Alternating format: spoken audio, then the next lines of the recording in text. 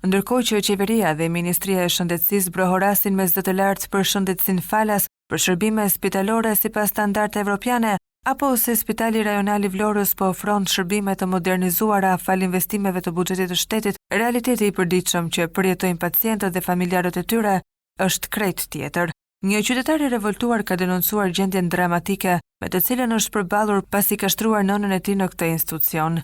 Sipas tij, që nga dita e njëjtë e deri më sot, nënës së tij ende nuk janë bërë analizat bazike të gjakut, pavarësisht se është marrë mostër. Për më tepër, në këtë spital mungon edhe gjaku, një nevojë etike, të cilin familjarët ose duhet ta adhurojnë, ose duhet ta blejnë në të njëjtin institucion që deklaron se nuk kam. Kur kërkojmë edhe një aspirinë të zakonshme, përgjigjja është nuk kemi. Mjekët sillen me indiferencë. I thua që pacienti ka 5 ditë me temperaturë të lartë dhe ato thonë, nuk e di, pyet mjekun që e ka shtruar. Shprehet qytetari duke përshkruar më tej një realitet të trisht, ku stafi mjekësor u lëret nëpër pavione, argëtohen me video në TikTok në sy të pacientëve dhe ku mungesa e etikës është jetësimi i përditshëm. Situata bëhet edhe më alarmante kur përmendet fakti se nuk përdoren dorashka gjatë procedurave mjekësore.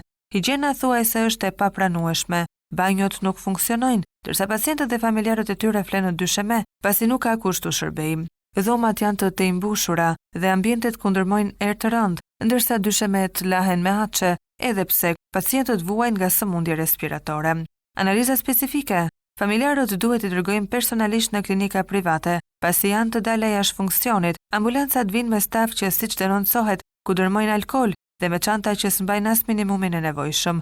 Madje edhe aparatet për diabetin nuk kanë bateri funksionale dhe pacientët detyrohen t'i blejnë vetë. Kjo është panorama e trishtë e një prej spitaleve rajonale më të mëdha të jugut të Shqipërisë, ndërkohë që në propagandë gjithçka tingëllon ndryshe, ndërkohë që zyrtarët mburren me projekte moderne me investime miliona euro, qytetarët përballen çdo ditë me një sistem shëndetësor që i ka braktisur dhe poshtëruar në mënyrë të turpshme.